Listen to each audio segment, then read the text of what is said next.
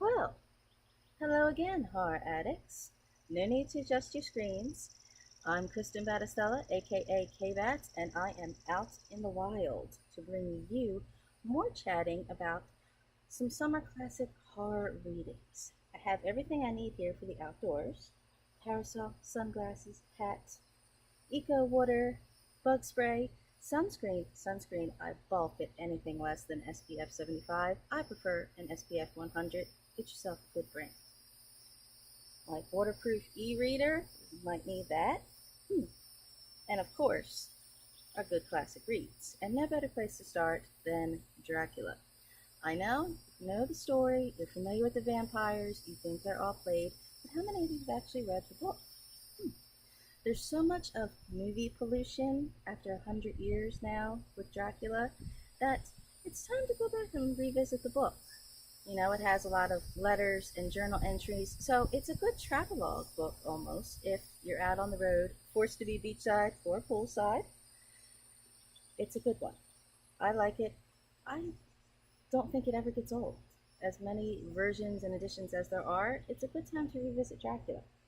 I think the same goes with some of the Anne Rice books as well.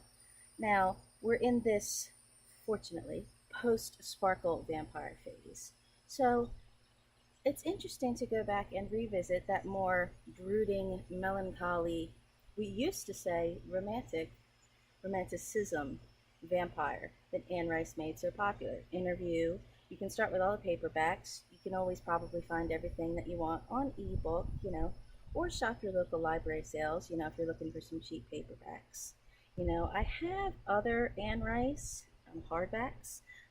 If you're not interested in getting into the whole Chronicles of the Vampires, there's the Vittorio, Pandora, Armand.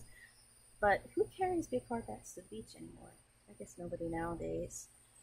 But you could go for something a little quicker if you want to go even further back, if we're talking about Gothic and more dark romanticism. Return of the Screw, my little well-worn copy. It's a quick read. It's only a short story. There's probably several other Henry James collections, maybe also with Tess of the D'Urbervilles that you could get. This is the quintessential unreliable narrator. The Innocents, the old black and white picture with Deborah Farr. It's not my favorite, but she's not my favorite, but it is a really, really awesome movie. It has that whole gaslight mood atmosphere. So this is a quick read if you're looking for something short that has all that spooky mood that we're after. For the more romantics, now we're getting into the heavy stuff. Jane Eyre and Wuthering Heights. Again, all these different assorted paperback editions that we've collected over the years. I like Jane Eyre. Jane Eyre's probably maybe the better book. I'm not sure.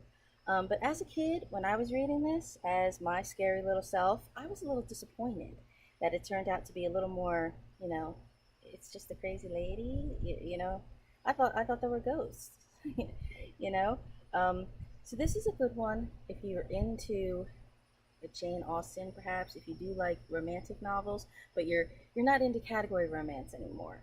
You're looking for the things that are a little more dark, a little melancholy. This is the quintessential Gothic romance.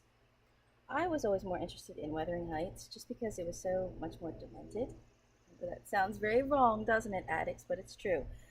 This whole ideology about pain and pleasure mixing together, that's not the kind of thing you can get on the bookshelf in category romance today. It's a little twisted, bordering on, there's not necrophilia, but it is very, even in death, there's still love.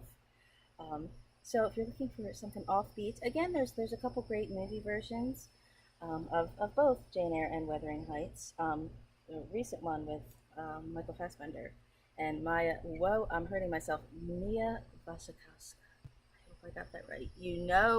My pronunciations are bad. That's why I'm Kbatz, not Kristin Battestella. There's your romances.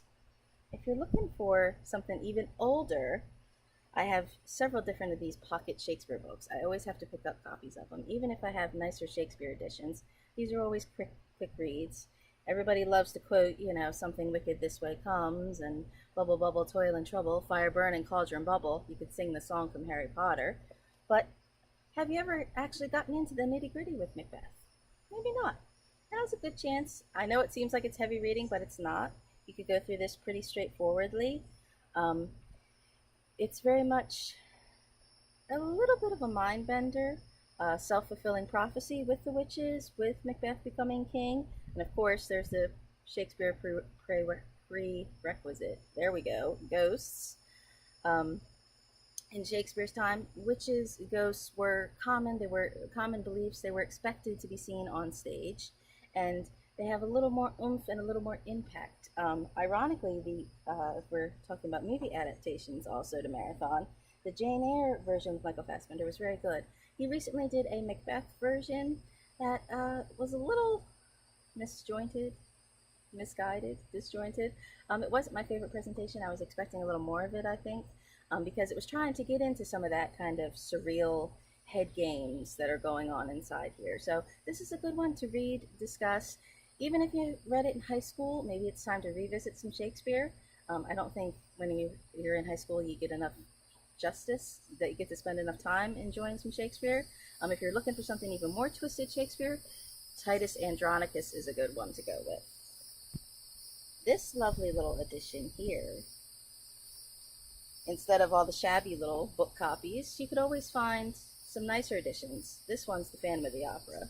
If we don't want to get in the pool clean water, we could be in the bowels in the sewer singing along with the Phantom. You could always look a little sophisticated carrying a nice fancy book out on the beach. You know, can't go wrong with those.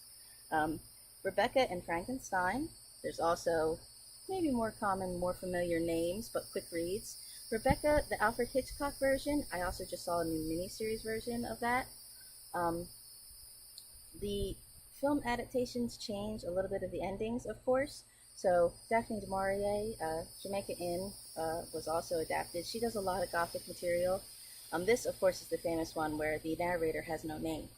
And it's very intriguing because there is not necessarily a ghost, but just this Rebecca is so larger than life. And of course, Mrs. Danvers, the evil housekeeper, who is evil, are just clouding and muddling our narrator so that she doesn't have a voice of her own. And her overcoming Rebecca's shadow is obviously the point of the novel. And Frankenstein, a lot of people, again, get confused by Frankenstein when they're in school, when they're forced to read it. It's Frankenstein on an iceberg talking to the ship captain who's writing a letter to his sister. There's a big kind of frame within a frame. But once you get into that, it is a very, again, Frankenstein's not the monster. Frankenstein is the name of the doctor. Now, I know we need to explain that for some of the norms, but it bears repeating. And you know, if you're a writer, horror addicts, you could always check out the Stephen King On Writing. This one's a little different. This was after he was not in a van accident, if you recall. He was hit by a van. And this is his memoir about writing and about the craft and the tools that you need. And he admits that some of it is a lot of the medication talking. But there's some great gems in here that if you're a writer, you can take to heart about your toolbox. And nothing says that you can't actually get a nice, handsome, blank paper journal to sit out by the beach and write down your spooky thoughts.